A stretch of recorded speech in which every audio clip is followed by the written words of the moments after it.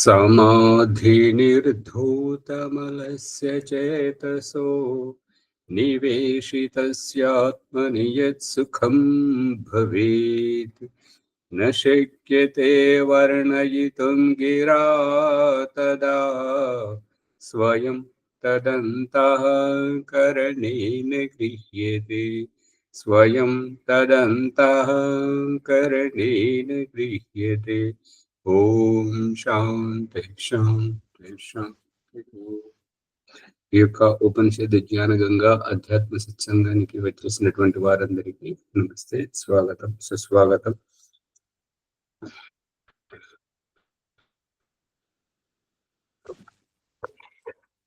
ఏమైనా సందేహం ఉంటే లేని పక్షంలో బృహదారణ్యక ఉపనిషత్తు 4వ అధ్యాయము 3వ బ్రాహ్మణము 28వ సంపుటం ప్రకరణం నడుస్తుంది. యద్వై తన్నా మనుతే మన్వానో వై తన్నా మనుతే నాహి మంతుర్ మతేర్ విపరిలోపో విద్యతే అవినాశిత్వాత్ నా తద్ ద్వితీయమస్తి తతో అన్యత్ విభక్తం యన్ మన్వీత. ఏదైతే తద్ మనుతే స్వీకరించడం, అంగీకరించడం, తప్పు తప్పని, ఒప్పు ఒప్పని ఏదైతే ఒప్పుకోవడం, అంగీకరించడం జరుగుతుందో అది అంగీకరిస్తారు కానీ ఆచరించరు అన్నట్టు. దీంట్లో ఒక కథ ఏంటంటే, వర్ష ఋతువు వస్తుంది. ఒక వర్షాలు బాగా పడడం వల్ల ఏమైతుందని అంటే, ఒకరి ఇంటి సూరు నీళ్లు ఇంకొకరి గోడ మీద పడడం వల్ల ఆ నీటి వేగానికి ఆ మట్టి కరిగిపోయి గోడ కూలిపో ఇల్లు పడిపోయే పరిస్థితి అన్నమాట. దీన్ని హిందీలో సామెత ఏమంటారంటే, పంచకి బాత్ సహీ హై పర్ పతనాలా వహీ గిరేగా. దీని అభిప్రాయం ఏంటంటే, అది పంచాయతీ పెట్టి అందరూ తీర్మానించింది ఏంటంటే, వారి ఇంటి సూరు అని అంటే పెంకుటిల్లుతోటి ఇట్లా వస్తూ ఉంటుంటది కాబట్టి ఇంకొకరి గోడ మీద ఇట్లా పడుతుంటది. ఆ నీళ్ళు ఇలా పడడం వల్ల ఈ గోడ కరిగిపోతుంటది అన్నట్టుగా. నీళ్లు నిరంతరంగా మట్టి గోడలతో ఇండ్లు కట్టుకునేవారు. ఆ నీటి వేగానికి ఆ గోడలు కరిగిపోయి ఇండ్లు పడిపోయేటువంటి పరిస్థితి. అయితే అతను చెప్తే వినకపోతే అది పంచాయతీ పెట్టి కూర్చుని అందరు తీర్మానించింది ఏంటంటే, నీవు నీ ఇంటినన్న వెనుకకు జరుపుకో, లేదంటే ఇంటి పైకప్పు సూరు నీళ్లు వీరి గోడ మీద పడకుండా ఏదైనా రేకు కానీ పైపు కానీ ఏదైనా పెట్టుకో, అది నీ ఇష్టం, అది నీ ప్రాబ్లం, వీరి ఇంటి మీద పడద్దు అనేది తీర్మానం చేశారు. ఇక అతనేమంటాడంటే, పంచాయతీ తీర్మానం ఏదైతే జరిగిందో వారి నిర్ణయం శిరోధార్యం, కానీ నా సూర్యు నీళ్ళు అక్కడే పడతాయి. నా సూర్యు నీళ్ళు ఇంటి పైకప్పు నీళ్లు అక్కడే పడతాయి, అలాగే పడతాయి. అలాగే పడడానికి వీల్లేదు కదా. అది మీరు చెప్పిన మాట మంచిదే, శిరోధార్యమే, దాంట్లో ఏమాత్రం సందేహం లేదు. కానీ నా సూర్యు నీళ్ళు మాత్రం అక్కడే పడతాయి. ఏం చేస్తావు చేసుకో అంటే అన్ని ఒప్పుకుంటాడు కానీ ఆచరించాడు. అంటే మొండి అన్నట్టు. ఓ ఆచారి, నీ నీళ్ళు అక్కడ నీ జాగలో పడని అట్లా చేసుకో, కానీ మా జాగలో పడని ఎక్కువ. అవును, నేను నా ఇల్లు నా పరిధిలోనే కట్టుకున్నా, నీ జాగలోకి వచ్చి నేను కట్టుకోలేదు కదా. నీ జాగలే కట్టుకున్నావు, సంతోషమే, మన ఇద్దరం పక్కపక్కన ఉన్నాము, కానీ మిత్రులుగా ఉండాలా. నీ ఇంటి నీళ్లు నా గోడ మీద పడి గోడ కొడితే నేను నవ్వుకుంటున్నా. మునిగారు తొందరపడి మీరు సమాధానం ఇవ్వకండి స్వామి. మీ ఇంటి ముంగట ఆయన గోడ పెట్టుకున్నప్పుడు అది మీ పరిస్థితి, ఈ పరిస్థితి రెండు ఒకటే. కొద్దిగా గ్యాప్ ఇడిచి కట్టుకోవాలి కదా గోడ. ఆయన ఎంతైతే ఉన్నదో ఆ కొలిసి మీ దర్వాజా ముంగట పెట్టిండు కదా. అదే సంగతి ఇది. పంచాయతీ మున్సిపాలిటీ పర్మిషన్ ఏదైతే ఉందో 3 అడుగులు విడిచి కట్టాలి. అర్థమవుతుందా? నా ఇంటి పరిస్థితి అట్లే ఉన్నది. అదే చెప్తున్నాను కదా. వాళ్ళు ఏంటంటే పంచాయతీ చెప్పిన తీర్మానం, కోర్టు తీర్మానం, మున్సిపాలిటీ అది ఇండ్లు కట్టుకునేటువంటి ఆ పద్ధతి అంతా నిజమే. కానీ నా జాగాలో నేను కట్టుకున్నాను. నాది ఏదైతే సర్వే నంబర్తో నా భూమి సరిహద్దు ఏదైతే ఉందో ఆ సరిహద్దులో నేను కూడా కట్టుకున్నాను. నీ దాంట్లోకి రాలే కదా. అది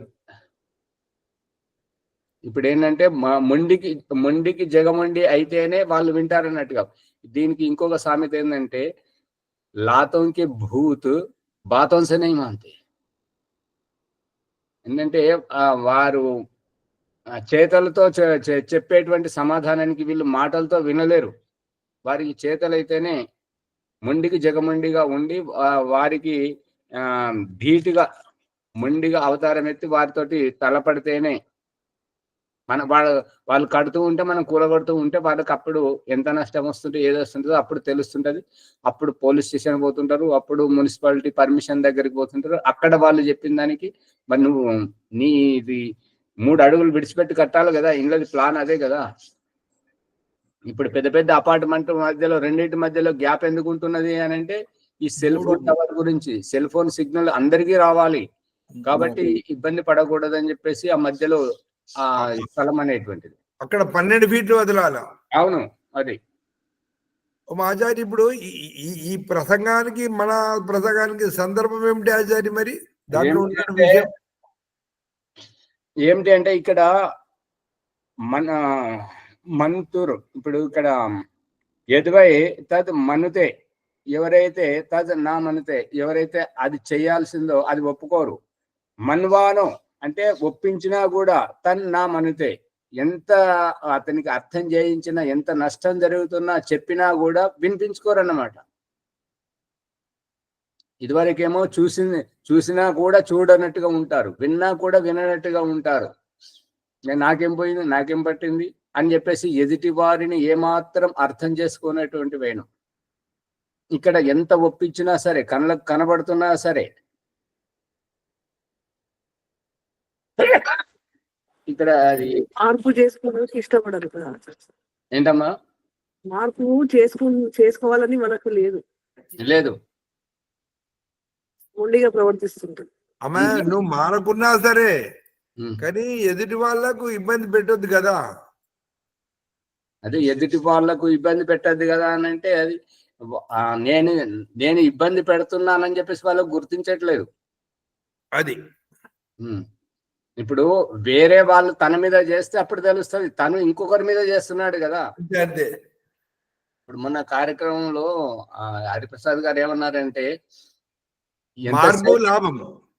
ఎంతసేపు ఎదుటి వారిలో మార్పు రావాలని చూస్తారు కానీ తనలో మార్పు రావాలని. అది చాలా బాగా చెప్పారు.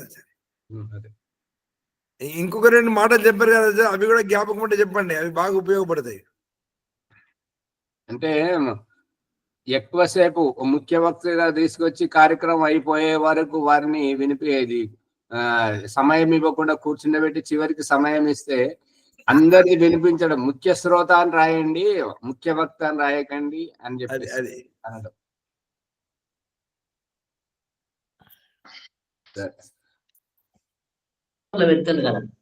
ఎంత చెప్పినా కూడా వారు వినిపించుకోరన్నమాట మొండిగా.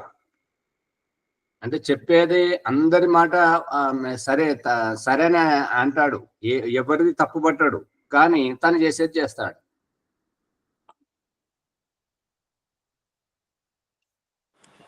ఇలాంటి వాళ్ళు ఎలా మారుతారు? అమ్మగారు సమాధానం వచ్చినాక మళ్ళీ ప్రశ్నిస్తుంటారు. ఏంటంటే వారికి మొండికి జగమొండి అంతే. హిందీలో సామెత ఏంటంటే దేవుడే ఫలం ఇస్తాడు. దేవుడే ఫలం ఇవ్వడం కాదు. లాతోంకే భూత్ బాతోంసే నహీ మాన్తే. మీకు హిందీ వస్తుంది కదా అమ్మగారు.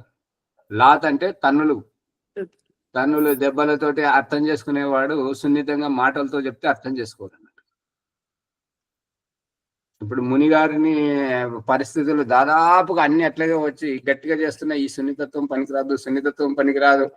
అవునా మునిగారు?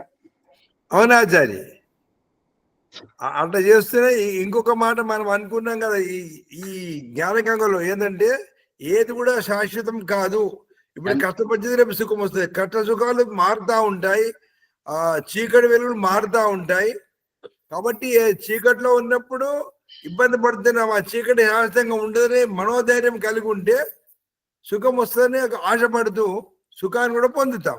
ఇప్పుడు రజనీ అమ్మగారి ప్రశ్నకు సమాధానం ఏంటంటే, దేవుడే ప్రతిఫలితం ఇస్తాడని మనం ఊరుకోవద్దు. మన కర్తవ్యం మనం చేయాలి. దేవుడు చెప్తున్నది ఏంటంటే, దోమలు గరుస్తున్నాయి ఎవరి గురించి? మన అజాగ్రత్త. వేరే వాళ్ళు వచ్చి మన ఆస్తి మీద కబ్జా చేసుకోవడానికి ప్రయత్నం చేస్తున్నారు. దానికి కారణం ఏంటి? మన అజాగ్రత్త, మన అభద్రతా భావం. అజాగ్రత్త, అజ్ఞానం కూడా అంతే. అతి నమ్మకం, అందరూ నాలాంటి వాళ్ళే, అందరూ మంచిగా ఉన్నారు అని మన అతి నమ్మకాన్ని వాళ్ళు అలా కాదు, నీ జాగ్రత్తలో నువ్వు ఉండు. అర్థమైంది? ప్రతిదీ మనల్ని మేల్కొల్పుతున్నారు ఈ దోమల వల్ల. ఈ దొంగల యొక్క అభిప్రాయం ఏంటి? జాగ్రత్తగా ఉండరు. ఆచి తూచి అడుగు వెయ్యి, అంతే అంతే. ఈ ప్రమాదాల యొక్క సందేశం ఏంటి? నీ జాగ్రత్తలో నువ్వు ఉండు. నమస్తే సర్వేభ్యో నమో. అందుకని ఈ నమ్మక ద్రోహం చేసేవారు, ఈ కుట్రలు చేసేవారు, ఇవంతా దీని వెనుక ఏంటంటే, నువ్వు సరిగా ఉంటే వాళ్ళు ఎందుకు అట్లా తయారవుతారు? వారికి అవకాశం ఎట్లా వస్తుంది? నీ అజాగ్రత్తనే వాళ్ళ అవకాశం. దేవుడు కూడా చూపిస్తున్నాడు కదా, మనం తింటూ ఉంటే అక్కడ అన్నం మెతుకో లేదంటే ఆ లడ్డు ముక్కను చిన్నది పడితే చీమలం పంపిస్తున్నాడు, తీసుకొని తినని, సంగ్రహించుకొని. మీరు వంట చేస్తుంటారు, బియ్యం ఏరేటప్పుడు బియ్యం గింజపడినా, నూకం గింజపడినా, లేదంటే పప్పు గింజపడినా దాన్ని సంగ్రహించడానికి చీమలు పంపిస్తున్నాడా లేదా? రజనీ అమ్మ గారు కనబడుతుందా లేదా? దాంట్లో ఇంకొక రహస్యం కూడా ఉంది కదా ఆచార్య. చీమలు పంపించి ఆ పదార్థాన్ని వృధా చేస్తలేడు ఒకటి. రెండవది, ఓ జీవాత్మ, నీవు కూడా నీకు ఈ జన్మ లభిస్తుంది, మళ్ళీ నీకు నువ్వు పారేస్తే జాగ్రత్త. అందుకని సంగ్రహింపజేస్తున్నాడు, జాగ్రత్త, హెచ్చరింపజేస్తున్నాడు అన్నట్టుగా. ఇవన్నీ మనల్ని మేలుకొల్పడానికే.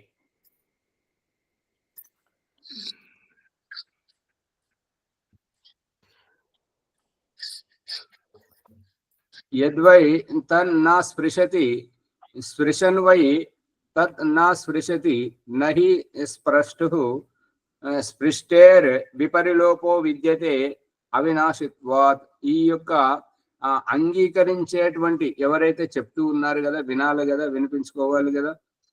ఇప్పుడు మంచి తల్లిదండ్రులు ఇటువంటి పిల్లలకు, మంచి తల్లిదండ్రులు ఏం చేస్తారంటే, రజనీ అమ్మగారు, మరి పేరే తీసుకుంటున్నాను, రజనీ అమ్మగారు అంటే వారికి చెప్పినట్టు కాదు, ఇది ప్రతి ఇంట్లో జరుగుతూ ఉంది.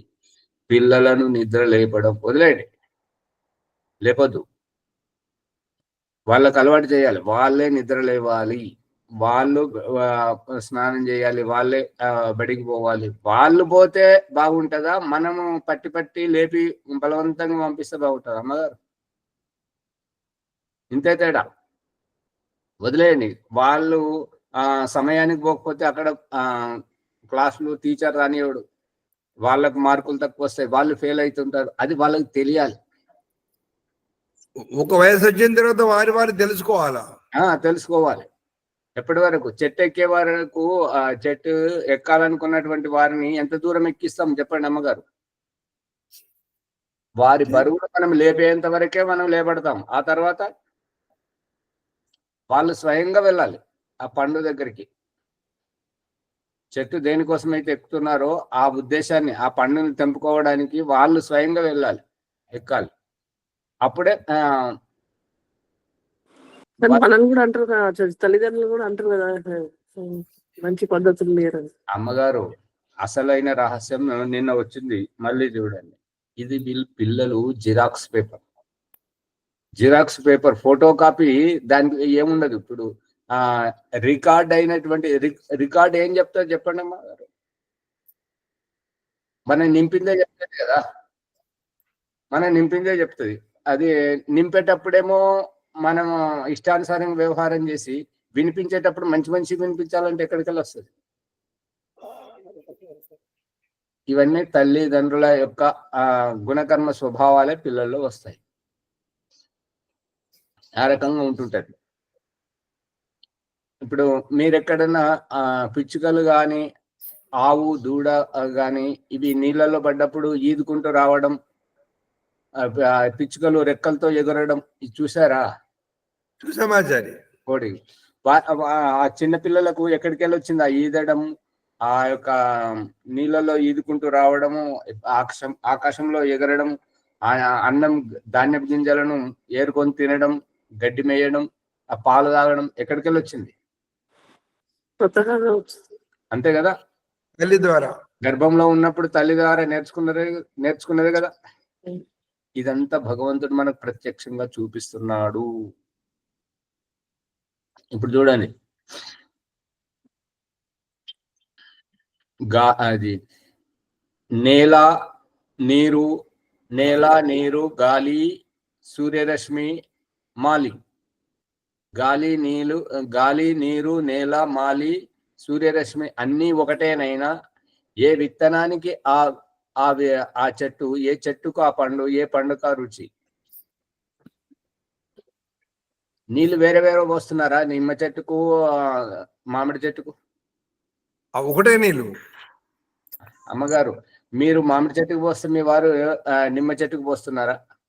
కాదు కదా. ఎవరు పోసినా అన్ని చెట్లకు పోస్తారు కదా. నేల అదే, అవే నీరు పోసేవారు వారే.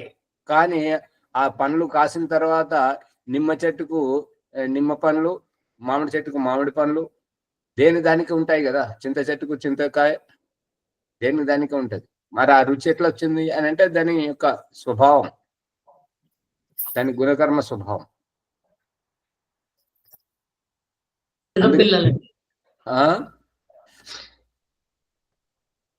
అందుకని ఇక్కడ వారు ప్రారంధం, ఇటువంటి వాళ్ళు స్వర్గం నుండి దిగి వస్తున్నటువంటి పైన. ఎందుకు అంటే వారికి ఈ ఆనందం, ఈ పూజ, ఈ భక్తి, ఈ శ్రద్ధ, ఈ యొక్క నమ్మకం, ఈ యొక్క సహృదయత, ఈ ప్రేమ, ఆప్యాయత ఇవి ఉండవు వారికి. ఇవన్నీ ఆ ఆనందాన్ని అనుభవించి వస్తున్నారు కాబట్టి ఇప్పుడు వారు దానికి ప్రతిదానికి గట్టిగా శిక్ష పడాలన్నట్టుగా వీళ్ళు మాటలతో వినరు. ఎవరైతే కింది నుంచి పైకి పోతున్నారో అన్ని అనుభవించి అన్ని అనుభవాలతోటి, అమ్మో వారి తెరువు పోతే మనల్ని ఎక్కడో ఇప్పుడు ఇబ్బంది పెడితే వారిని మనల్ని ఎక్కడో ఇరికిస్తారు అనేటువంటి జాగ్రత్తతో ఉండేవారు, ఎవరికి హాని కలిగించినటువంటి వారు, ప్రతిదీ సంకేతంతో అర్థం చేసుకునేటువంటి వారు, అప్పుడు వారు దీన్ని అర్థం చేసుకుంటారు. వారు కింది నుంచి పైకి పోతున్నట్టుగా ఈ దుఃఖం నుంచి ఉద్ధరించేటువంటి తన ఆత్మ ఉత్థాన దశకు, అభ్యుదయ దశకు, మోక్షానికి వెళ్తున్నట్టుగా సంకేతంతో వినేటువంటి వారు. ఎవరైతే వినకుండా మొండిగా ప్రవర్తిస్తుంటారో వారు సమయం పడుతుంది. వాళ్ళు పైనుంచి కిందికి వస్తున్నారు ఆచార్య. అమ్మగారు, ఇప్పుడు పంక్తి భోజనంలో తినడానికి వెళ్తున్నటువంటి వారు ఒకరు, తిని లేచొస్తున్న వారు ఒకరు. ఇప్పుడు వారేమో తినుకుంటా అనుకుంటా తేనుపులు తీసుకుంటే వాళ్ళు వస్తున్నారు, మనకు ఆవురావును అనుకుంటూ మనం పోతున్నాం. ఇప్పుడు రాని మనతో పాటు మళ్ళీ భోంచేద్దామంటే వాళ్ళు వస్తారా? ఆ వచ్చే స్థానంలో మనమే ఉన్నాం అనుకోండి, మనకు కావలసిన వాళ్ళు భోజనానికి వస్తున్నారు, మనమేమో తిని లేచి వస్తున్నాం. వారు అంటారు, రండి రండి, అయ్యో మీరు ఇక్కడ వచ్చారా, చాలా చాలా సంతోషం, కలిసి తిందాం రండి అంటే మనం వెళ్తామా? అంతే పరిస్థితి. అందుకే వాళ్ళు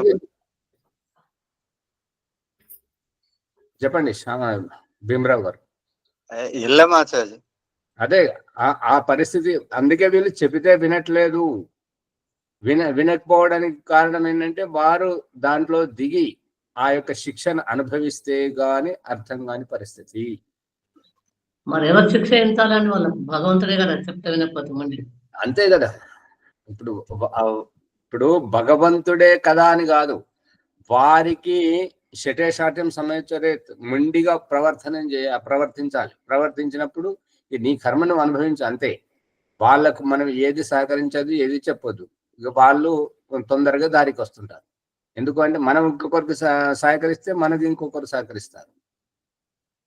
మనం ఎవరిని అర్థం చేసుకోలేకపోతే ఎవరు మనల్ని అర్థం చేసుకోరు. ఒకరు మనల్ని ఇబ్బంది పెడితే మనల్ని ఇంకొకరు ఇబ్బంది పెడతారు.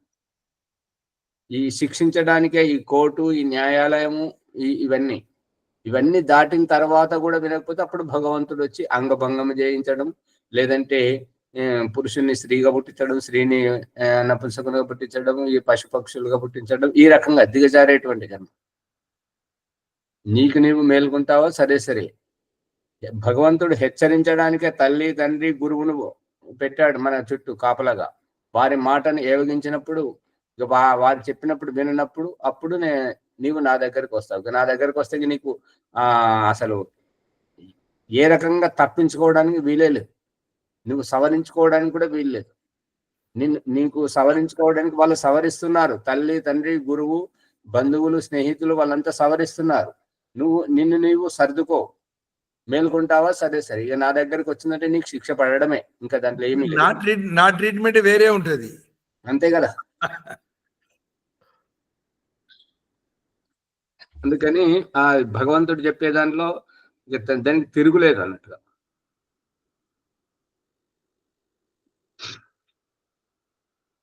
అందుకే యజ్ఞోపవీతం రహస్యం ఏంటంటే శరీరం చుట్టూ ఉంటుంది, మనల్ని ఆ యజ్ఞోపవీతం మధ్యలో ఉండి మేలుకొల్పుతున్నాడు.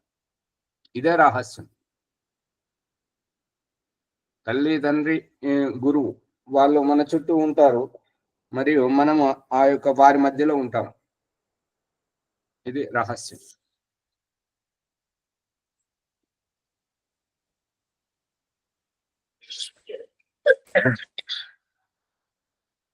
ఇప్పుడు 30వది చూడండి.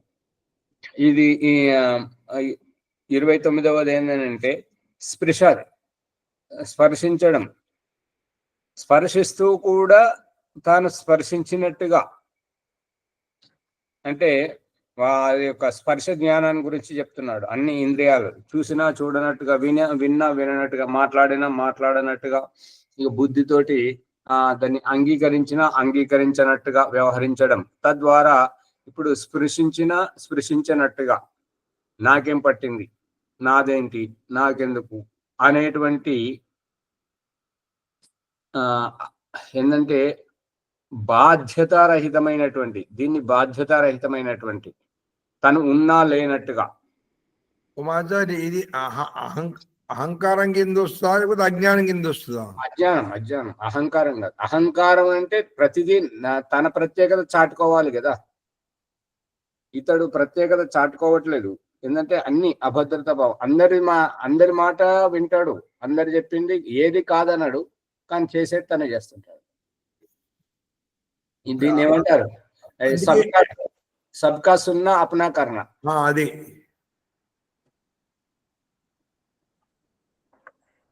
ఇటువంటి వాళ్ళు కనపడతారా? చాలా మంది ఉన్నారు.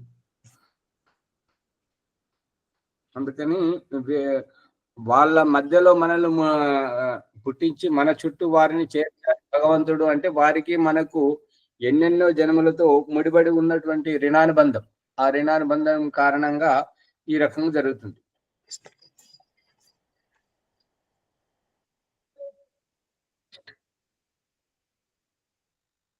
యద్వై, ఇప్పుడు 30వ చూడండి. యద్వై తన్న విజానాతి విజానన్ వై తన్ నా విజానాతి నాహి విజ్ఞాతుం విజ్ఞాతేర్ విపరిలోపో విద్యతే అవినాశిత్వాత్ నా తద్ ద్వితీయమస్తి తతో అన్యద్ విభక్తం విజానీయాత్. ఇప్పుడు ఏదైనా విషయం చెప్తే తెలుసుకుంటాడు, కానీ తెలుసుకుని కూడా తెలుసుకున్నట్టుగా కాదు, నాకేం తెలియదు అన్నట్టుగా వ్యవహరిస్తుంటాడు. ఆ రకం అన్నీ తెలుసు, అన్నీ తెలుసు. ఇలా అనకూడదని కూడా తెలుసు, ఇలా తిట్టకూడదని కూడా తెలుసు, ఇలా వ్యవహరించదని కూడా తెలుసు, అయినా చేస్తుంటారు. ఎంత చెప్పినా కూడా, చెప్పినప్పుడు మాత్రం నాకు అన్నీ తెలుసు, నాకు తెలియదా, నాకు తెలియదు ఏమున్నది అని ఎట్లా వ్యవహరిస్తానని అంటే అంతా తెలుసు. మరి వ్యవహారం చేసేటప్పుడు మళ్ళీ అది ఏమి తెలియనట్టుగానే చేస్తుంటారు. అంత అక్కడ బలైపోయేది ఎవరు అని అంటే అమాయకులు బలైపోతుంటారు వారి మూర్ఖత్వానికి. ఇలాంటి వాళ్ళు మొండి వాళ్ళు అవివేకవంతులు. అంతే కదమ్మ గారు. ఇప్పుడు వాళ్ళు ఏంటంటే వాళ్ళకు వాళ్ళ భాషలో చెప్తేనే అర్థమవుతుంది తప్ప మన భాషలో చెప్తే వారికి అర్థం కాదు. అంటే మొండికి జగమండి ఆ రకంగానే ఉండాలి, అప్పుడే అర్థమవుతుంది. ఇప్పుడు మనం పైకి వెళ్ళలేము ఆచార్య, కిందనే ఉండాల్సి వస్తుంది. అమ్మగారు పైకి వెళ్ళలేమా అని కాదు, దేవుడు వారికి మనకు ముడిపెట్టాడు ఎందుకు అంటే, వారికి మనకు ఈ సంయోగం ఏర్పరిచాడు ఎందుకు అంటే, ఎన్నెన్నో జన్మలతో ఉన్నటువంటిది ఈ జన్మలో వారితో పాటు మనం కలిసి అనుభవించేది ఉంది. వారు ఇబ్బంది పెట్టేది మనం ఇబ్బంది పడేది ఉన్నది. నువ్వు ఓర్చుకుంటావా? ఒక మాట వస్తుంది ఏమంటే, అది తెలిసినాదని పొంగబో కన్నా తెలివిలో తెలివి తెలిసి మాయను రోయాలి అని అంటారు. అవును. అందుకని ఇప్పుడు నువ్వు నీ సంయోగానికి వచ్చా, నీ కడుపున పుట్టిన బిడ్డ, మారుస్తావా? నువ్వు మారు, ఇక లేదంటే నువ్వు ఓర్చుకో. ఇప్పుడు కాదని బయటకు వెళ్ళగొడతారా? మీరు బయటకు పోతారా చెప్పండి? నా బిడ్డ కాదని నువ్వు బయటకు వెళ్ళగొడతారా? లేదంటే నీతో నేను ఉండలేనని చెప్పేసి వాళ్ళని విడిచిపెట్టిపోతారా? కాదు, రెండు చేయలేము. అంటే ఇప్పుడు భగవంతుడు ఏంటంటే మనం కలిసి అక్కడ అనుభవించాలి, ఓర్చుకోవాలి. నిజమైనటువంటి ద్వంద్వ సహనం, తపహ, సహన శక్తి పెరగాలి, సహన శక్తి. అంతే. ఈ సహన శక్తి ద్వారా నేర్పిస్తున్నటువంటిది ఏంటంటే, నువ్వు తొందరగా నీవు అనుకున్నట్టుగా ఈ లోకమే మారిపోతే ఒకటే రోజులో ఒకేసారి అంత మారిపోతుంటది, దానికి విలువ ఉండదు. కాబట్టి అనుభవపేతంగా మారినప్పుడు నువ్వు స్వర్గానికి వెళ్ళినా కూడా మళ్ళీ అక్కడి నుంచి వెంటనే రావాలని ఇక్కడికి ప్రయత్నించకూడదు, నువ్వు అక్కడ ఉండాలి. ఈ అనుభవాలన్నిటి యొక్క సారాంశం ఏంటంటే నువ్వు అక్కడే స్థిరంగా ఉండాలి. ఇక్కడ తొందరపడితే అక్కడ తొందరపడతావు, నువ్వు ఎక్కడ స్థిరంగా ఉండవు. ఈ ద్వంద్వ సహనం ఎలా వస్తుంది ఆచార్య? ద్వంద్వ సహనం అని అంటే ఇప్పుడు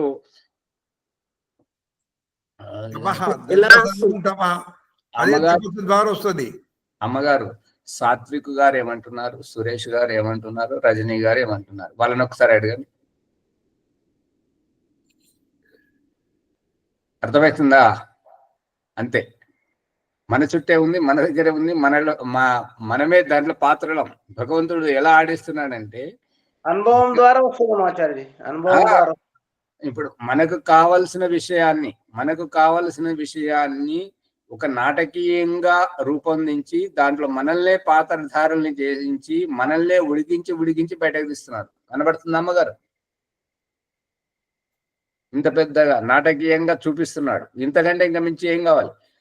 వేరే మనుషులైతే మాటలతో చెప్తారు, భగవంతుడైతే నాటకంగా రూపొందించి దాంట్లో పాత్రధారుల్ని మనల్నే చేసి మనకే గుణపాఠం కల్పిస్తున్నాడు.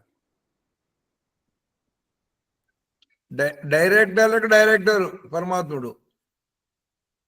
రజనీ అమ్మగారికి ఇంకా వెలగలేదు. వెలిగిందా అమ్మగారు? ఇది ఎంత అవసరం ఆచార్య? బలవుతున్నాం కదా, ఉంటాం కదా. అవసరం అంటే అవసరమని కాబట్టి, అవసరం ఉన్నది కాబట్టి అలాంటి కొడుకుని, ఇలాంటి భర్తను, అలాంటి భార్యను, ఈ రకంగా ఇటువంటిది ఒక కుటుంబం అని చెప్పేసి భగవంతుడు ఒక దగ్గర చేర్చాడు కదా మనల్ని. మోడల్ ఫ్యామిలీ, ఇంటింటి రామాయణం ఇంటింటి రామాయణం ప్రతి ఒక్కరికి అంతే. ఇంటింటి రామాయణం. ప్రతి ఒక్కరి జీవితంలో సమస్యలు ఉన్నాయి. సమస్యలు లేకపోతే అది జీవితమే కాదు. అవును. అమ్మగారు మాట్లాడట్లేదు, రజనీ అమ్మగారు. దీంట్లో మాటలు లేవు, మాట్లాడుకోలేవు. ఓ మాచారి లోతుగా ఇంటర్నెట్ ఆలోచిస్తున్నారు, మాటలు బయటకు వస్తున్నాయి కానీ లోతుగా ఆలోచిస్తున్నారు. అది కావాలి కదా. అలా ఆలోచిస్తేనే కదా మార్పు వచ్చేది. ఇప్పుడు ఇదేంటంటే ఇది బయటకు చెప్పుకోలేము, లోపల ఓర్చుకోలేము. కలిసి మాత్రం మీరు మీరు పాట చెప్తారు కదా, ఏమైందంటే నేను చెప్పలేను, ఏం కాలేదంటే నేను ఒప్పుకోను. ఏమైందంటే ఇప్పుడు అది భార్య అక్కడ ఏమి మాట్లాడకుండా ఉంది. భర్తకు అన్ని ఉత్సుకత తెలుసుకోవాలి. ఏమైంది, ఎలా ఉన్నాము అంటే ఏం కాలేదు, అప్పుడైనా వాడతాను అన్నమాట. ఏమైందంటే నే చెప్పలేను, ఏమీ కాలేదంటే నేను ఒప్పుకోను. నువ్వు ఇట్లా మౌనంగా ఉన్నావు అంటే ఏదో ఒకటి అయ్యింది. అదే అందుకనే నువ్వు మౌనంగా ఉన్నావు. అందుకని అడుగుతున్నాను, చెప్పు ఏమైందని అంటే ఏమైందంటే అప్పుడు అక్కడ రహస్యం ఏంటంటే ఆమెకు గర్భధానం అది కన్ఫర్మ్ అయిపోయింది అన్నట్టు. అది చెప్పాలని అనుకుంటా, కానీ ఎట్లా చెప్పాలి అది అక్కడ రహస్యం. అందుకని ఈ రకంగా చాలా లోతైన అర్థం ఉన్నది ఆచార్య ఇందులో. చాలా లోతైన అర్థం. అది అంతరాత్మ ద్వారా ఆలోచిస్తేనే విషయం బోధపడుతుంది.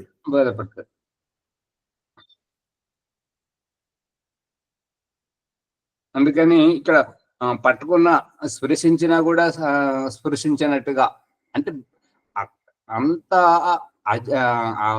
బాధ్యత రహితమైనటువంటిది. తన కర్తవ్యాన్ని, తన ఉత్తరదాయిత్వాన్ని, తన ఏంటంటే యజమానిత్వాన్ని అంత విస్మరించడం చేయడం, అంత ప్రతిదానిని.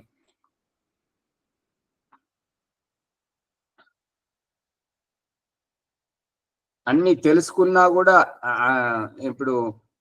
ఇప్పుడు ఇట్లా అంటే ఎవరైనా సరే అది గుచ్చి అనడం ఏంటంటే ఫలానా వారి వచ్చారు అని అంటే అది బాయ్ ఫ్రెండ్ అని అంటే అది ఎవరి మీద అయితే ఆ ప్రభావం పడుతుందో వారికి తెలుస్తుంటది. ఎవరి మనసు అయితే గాయపడుతుందో అది వారికి తెలుస్తుంటది. ఆ మాట అనడం, అట్లా అనడం. తొంబరు వచ్చాడు, కూరగాయలోడు వచ్చాడు అని అంటే అట్లా మరి తను జయించలేడు, జయించినటువంటి వారిని ఇలా అనడం అది సరైనటువంటి వివేకవంతుల విషయం కాదు. అటువంటి వారికి ఏంటంటే నేను చెప్పాను, అమ్మగారు మీరు అతిశయోక్తి చేస్తున్నారు, కూరగాయలు మీరు పిలిపించుకొని కూరగాయలు తెప్పించుకోవడం అంటే మీరు వంట చేయకుండా ఊరుకోండి. ఎందుకు చేయలేదంటే కూరగాయలు లేవన్నారు, తెప్పించుకోవచ్చు కదా అని అంటే మరి మీరు తేనన్నారు కదా, మీరు తేవట్లేదు, ఎవరైనా తెచ్చిస్తే మరి ఇలా తప్పు పడుతున్నారు. మరి ఆ నల్లపోతుంది విడిచిపెట్టాలి, నీళ్ళు పోని, మోటార్ కాలిపోని, ఏమని కానీ ఎందుకు చేయించలేదు అంటే నువ్వు ఎవరైనా వచ్చి చేస్తే మీరు ఈ రకంగా వంకర మాట్లాడుతున్నారు కదా. మీరేం దీని వెనుక మీ ఉద్దేశం ఏంటంటే నేను చేయించే వరకు నువ్వు ఓపిక పట్టు, నేను కూరగాయలు తెచ్చినప్పుడే నువ్వు వంట చేయు, నేను ప్లంబర్ని తీసుకొచ్చి అది సరి చేసినప్పుడే నువ్వు మోటార్ అయ్యి నీళ్లు వాడుకో అని సందేశం. దీని వెనుక ఇంకేమన్నా చెప్పకుండా ఈ విధంగా చెప్పడమా? అంతే కదా. వెలిగింది అమ్మగారు.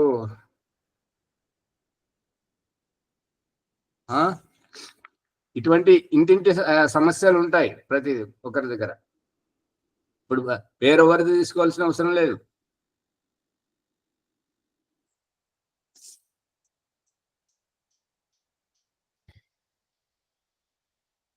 ఇప్పుడు 31 దానిలో చూడండి, యత్ర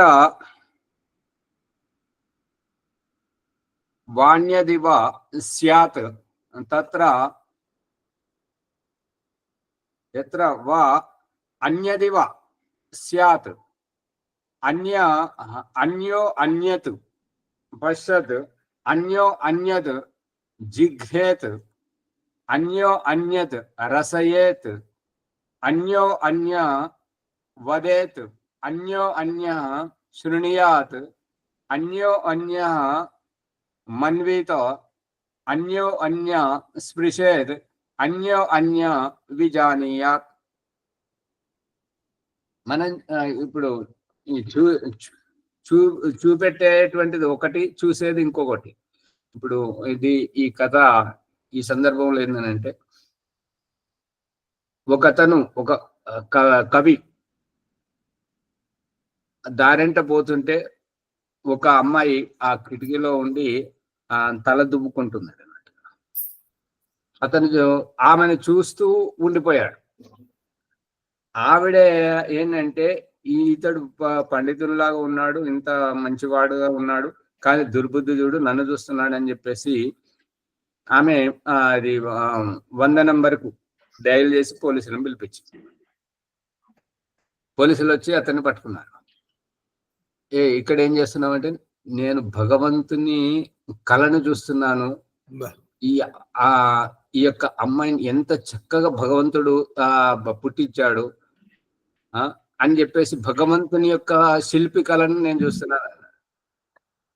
ఆ పోలీసులు మరి ఆ అమ్మాయి నన్నే చూస్తున్నాడు, ఇతడు వచ్చిండు నన్ను ఇట్లా చూస్తున్నాడు అని చెప్పేసి పోలీసులు కంప్లైంట్ చేస్తే పోలీసులు వచ్చి పట్టుకుపోతున్నారు. ఇక్కడ రూపం ఒక్కటే, చూసే వ్యక్తి ఒకటే కానీ చూసే దృష్టికోణం వేరు, ఉద్దేశం వేరు. ఇద్దరి భిన్న భిన్నంగా. అర్థమవుతుంది అమ్మగారు? అక్కడ ఉన్నది అమ్మాయే, ఇక్కడ ఉన్నది పండితుడే. చూసేది పండితుడు, కనబడేది అమ్మాయి. కానీ పండితుడు చూస్తున్నాడు భగవంతుడి యొక్క కళా నైపుణ్యాన్ని, ఎంత రూపవతిగా పుట్టించాడు అని చెప్పేసి. కానీ ఈ అమ్మాయి చూస్తున్నది ఏంటంటే, ఇతని బుద్ధి వంకరగా ఉన్నది కాబట్టి దురుద్దేశంతో చూస్తున్నాడు అని చెప్పేసి ఆవిడ అర్థం చేసుకుంది. ఇప్పుడు దోషం ఎవరిది దోషం కాదు, వారిది వేరు దృష్టికోణం వేరుది, ఆలోచన విధానం దోషం అంతే. ఓ మాజారి పుట సంఖ్య ఎంత ఇది? మీరు 5వ బ్రాహ్మణ కోసం వచ్చినమా? 3వ బ్రాహ్మణ 31 మన భావనలో దోషం. చతుర్థి అధ్యాయంలో 25 వరకే ఉన్నాయి కదా. ఇక్కడ చాలా ఉన్నది ఏంటంటే 38 వరకు ఉన్నది. పుట సంఖ్య ఎంత? పుట సంఖ్య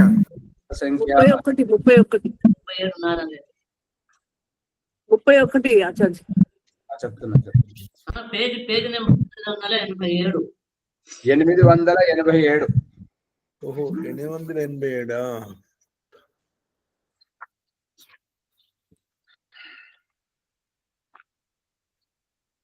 అన్యదివ, ఇప్పుడు ఒకటి చెప్తే ఇంకొకటి అనుకోవడం, ఒకటి మాట్లాడాలనుకొని ఇంకొకటి మాట్లాడడం, ఒకదాన్ని చూడడానికి పోయి ఇంకొక దాన్ని చూడడం, ఒకటి వాసన చూస్తూ ఇంకొక దాన్ని ఊహించుకోవడం. ఇప్పుడు దీంట్లో ఒక సందర్భం ఏమొచ్చింది అని అంటే, డాక్టర్ దగ్గరికి ఒక పేషెంట్ వచ్చి అంటే ఆమె ఏమని చెప్తుంది అని అంటే, డాక్టర్ మా వారు నా మీద దౌర్జన్యం చేస్తుంటారు, వేరే వారిని ఊహించుకుంటాడు, నేను ఇట్లా చేస్తున్నానని ఇది వేరే వారి స్నేహితులను ఎవరో వారికి అందుబాటులో లేని వారిని, వీరిని ఇష్టపడని వారిని ఊహించుకుంటూ భార్య మీద చేస్తూ ఉంటే, భార్య బాధపడలేక డాక్టర్ దగ్గరికి వచ్చి చెప్పుకుంటే, ఇది విషయం ఏంటంటే స్పష్టంగా చెప్పలేము, అది చెప్తే ఇంకొక అర్థం వస్తుంది. ఇప్పుడు ఏంటంటే, సహజీవనం చేస్తున్నప్పుడు భార్య మీద ఒత్తిడి ఏవైతే చేస్తున్నాడో అది నిన్ను ఇట్లా నలిపేస్తాను, నేను ఇట్లా చేస్తున్నానని చెప్పేసి వేరే వారి పేరు చెప్పి ఈవిడని ఇబ్బంది పెడుతున్నాడు అన్నట్టుగా.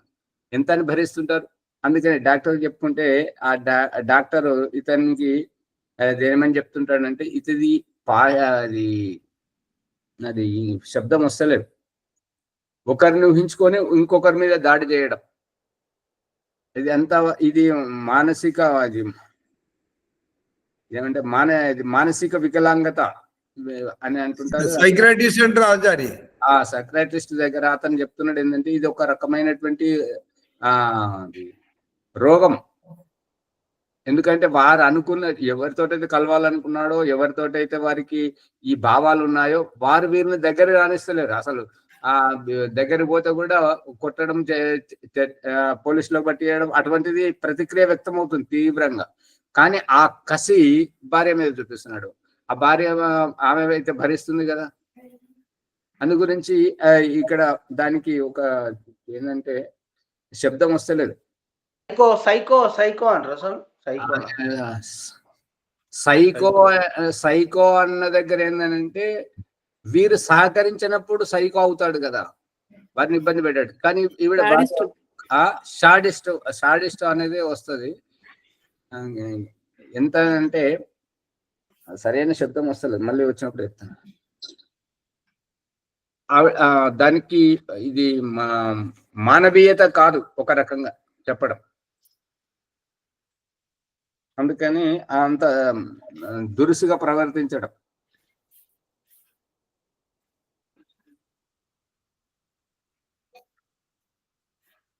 మనం ఒకటి చెప్తే వారొకటి ఊహించుకోవడం, వారొకటి వినడం, మనం ఒకటి అర్థం చేస్తే అతను ఇంకొకటి అర్థం చేసుకోవడం, ఈ రకంగా ప్రతిదీ ఉల్టా ఉల్టా అన్నట్టుగా చెప్పింది ఒకటి చేసేది ఒకటి. ప్రతిదీ బలాత్కారం అనొచ్చు. అదే శబ్దం అయితే బలాత్కారమే, కానీ ఆ ఇష్టం లేని పని ఏదైనా బలాత్కారమే. కానీ ఇక్కడ ఏం జరుగుతుంది అంటే బలాత్కారం చేసేవారు ఎవరి మీద అయితే చేస్తుంటారో అందులోనే తన్మయం అయిపోతుంటారు, ఇంకొకరిని తలుసుకోరు. ఇతనేం చేస్తున్నాడంటే దౌర్జన్యం ఒకరి మీద చేస్తున్నాడు, ఇంకొకరిని తలుసుకుంటున్నాడు. ఇగో నిన్ను ఈ రకంగా చేస్తున్నాను, ఇగో నేను ముక్కు పిండుతున్నాను, నీకు నీ తొడపాశం పెడుతున్నాను అని చెప్పేసి అనుకునేది వారిని, చేసేది వీరిని. అదే అట్లా జరుగుతుండేది. అటువంటి సందర్భాలు మీకు ఎప్పుడైనా వినబడ్డాయా? అంటే వేరే వాళ్ళని ఊహించుకొని వీళ్ళను చేసిన ఆచార్యజీ వీళ్ళని చేయడం, అట్లా సంతృప్తి చెందడం అతని ధ్యేయం. ఇక అది సంతృప్తి చెందడం అన్నట్టుగా వీళ్ళని వెర్రి వాళ్ళని చేయడం, వెర్రి వాళ్ళని చేయడం అన్నట్టు. వీరి మనసులో వేరే వారు ఉన్నారు, కానీ అందుబాటులో మాత్రం తనకు కావలసిన వారు ఉన్నారు కదా. తనకు కావలసిన వాళ్ళను శారీరకంగా హింసిస్తూ వేరే వాళ్ళను ఊహించుకోవడం.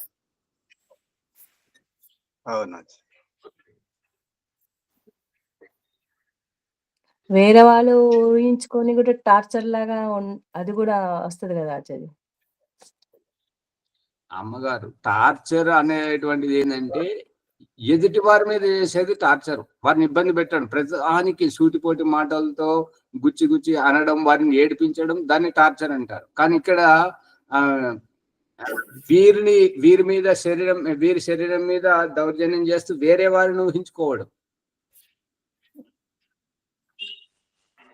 చూసావు కదా, నీ అందం ఇట్లా ఉన్నది అనుకుంటున్నావు కదా, నీ చెంపగిలుతున్నాను, నీకు ఇది చేస్తున్నా అది చేస్తున్నాను అని చెప్పి వేరే వాళ్ళని ఊహించుకోవడం, వీరిని ఇబ్బంది పెట్టడం. అది అట్లా ప్రతిదీ.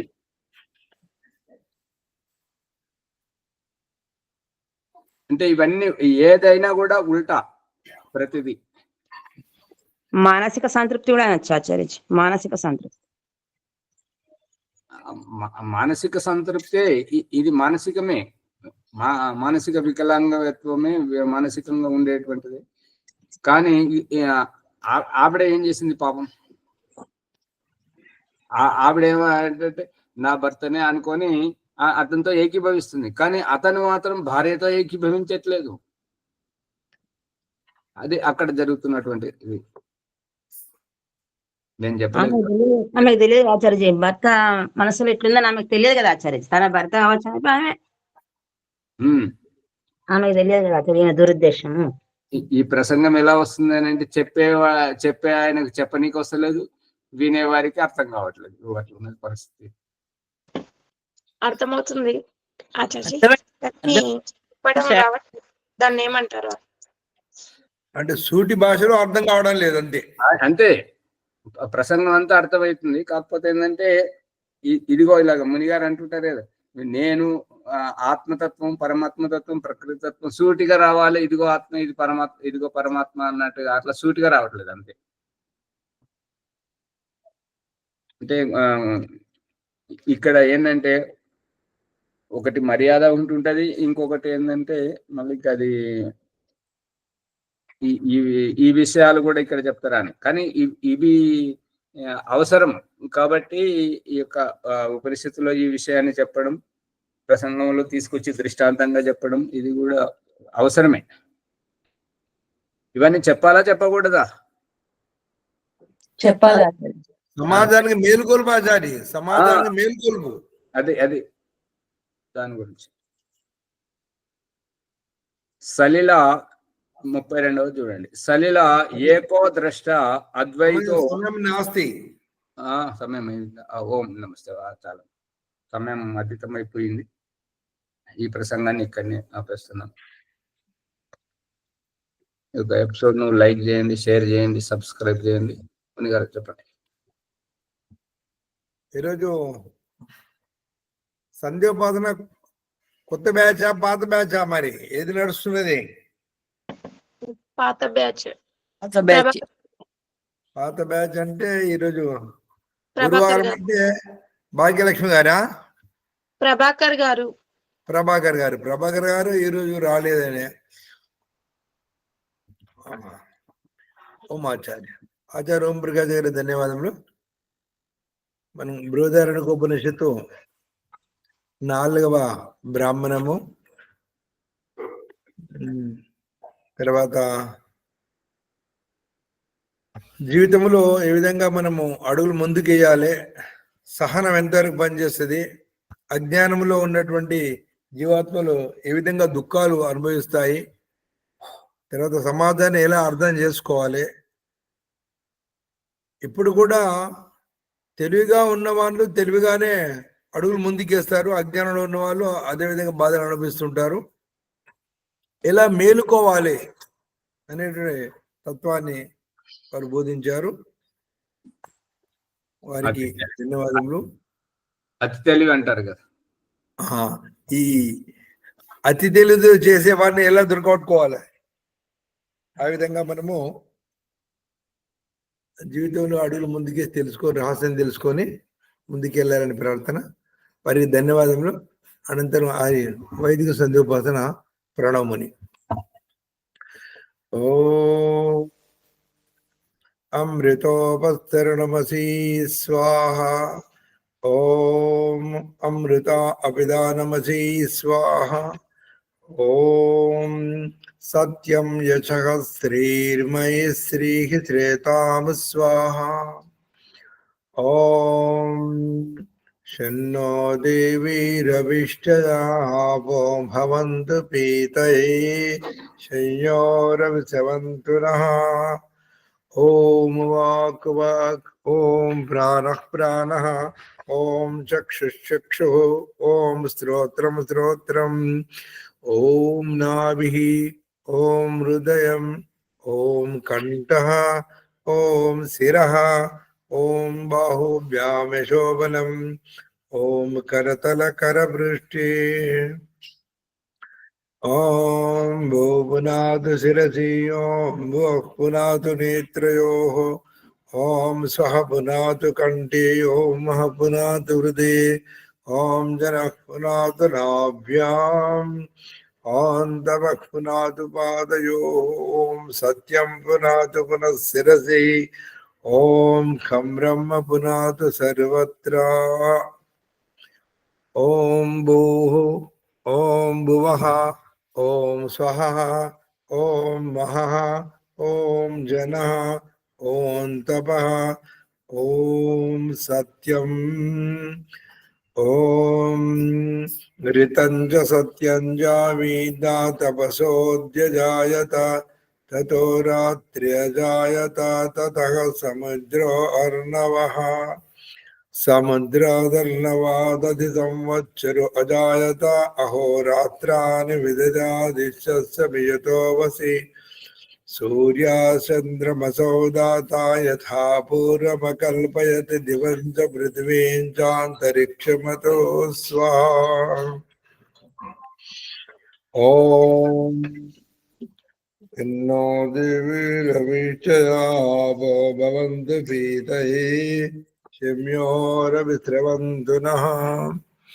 అతా మనసా పరిక్రమణ మంత్రాః.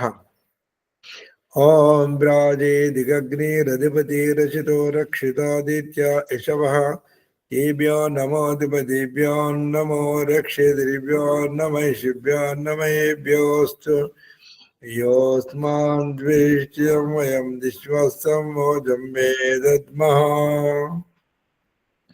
దక్షిణాదిగింద్రోధిపతి శిరశిరాది రక్షితాభితర యశవః ఏభ్యో నమోధిపతిభ్యో నమో రక్షేదిభ్యో నమైషిభ్యో నమేభ్యోస్తు యోస్మాన్ ద్వేష్ట్యం వయం దిశ్వస్తం మోజం మే దద్మః. ప్రదేశే దిగ్వరుణోధిపతికి పృథాకో రక్షితాన్నమిషవః తేభ్యో నమోధిపతిభ్యో నమో రక్షేదిభ్యో నమైషిభ్యో నమేభ్యోస్తు యోస్మాన్ ద్వేష్ట్యం వయం దిశ్వస్తం మోజం మే దద్మః. ఉదేశే దిక్ సోమాధిపతి స్వజో రక్షితాశనిరిషవః తేభ్యో నమోధిపతిభ్యో నమో రక్షేదిభ్యో నమైషిభ్యో నమేభ్యోస్తు యోస్మాన్ ద్వేష్ట్యం వయం దిశ్వస్తం మోజం మే దద్మః. ధ్రువాదిక్ విష్ణోరధిపతి కల్మాచగ్రీవో రక్షితా వీరదేశవః ఏభ్యో నమోధిపతిభ్యో నమో రక్షేదిభ్యో నమైషిభ్యో నమేభ్యోస్తు యోస్మాన్ ద్వేష్ట్యం వయం దిశ్వస్తం మోజం మే దద్మః. ఊర్ధ్వాదిక్ బృహస్పతిరధిపతి శుక్రో రక్షితా వర్షమిషవః ఏభ్యో నమోధిపతిభ్యో నమో రక్షేదిభ్యో నమైషిభ్యో నమేభ్యోస్తు యోస్మాన్ ద్వేష్ట్యం వయం దిశ్వస్తం మోజం మే దద్మః. సంధ్య ప్రథమ ప్రకరణంలో అసమర్థుడైన జీవాత్మ తీవ్ర ప్రయత్నంతో రెండో ప్రకరణంలో అడుగులు ముందుకేస్తూ సృష్టి రహస్యాన్ని తెలుసుకొని అనంతరము పరమాత్ముడు అన్ని దిశలో ఉండి కాపాడుతున్నాడని గ్రహించి ఇంకా ఈశ్వరుని చేరుకునే ఉద్దేశంతో ఉపస్థాన మంత్రంలో ఈశ్వరునికి అతి సమీపంగా ప్రార్థిస్తున్నారు ఉపస్థాన మంత్రాల ద్వారా. అత ఉపస్థాన మంత్రాః. జాతవేదసే శృణువామ సోమమరాధీయతో నీదహాదివేదః సనః పర్షదతి దుర్గాని విశ్వానావేవ సింధుం దురితాత్యగ్నిః చిత్రం దేవానామదగాదనేకం చక్షుర్మిత్రస్య వర్ణస్యాగ్నేః ఆప్రద్యావా పృథివీ అంతరిక్షం సూర్య ఆత్మా జగతశ్చ ఉదిత్యం జాతవేదకం దేవం వాంతికేతో దృశ్యే విశ్వాయ సూర్యం ఉద్భయం తమసస్పరిశ్చః పశ్యంత ఉత్తరం దేవం దేవత్ర సూర్యమగన్మ జ్యోతిరుత్తమం. చివరగా అసభుడైనటువంటి జీవాత్మ ఉపస్థాన మంత్రాల్లో కూడా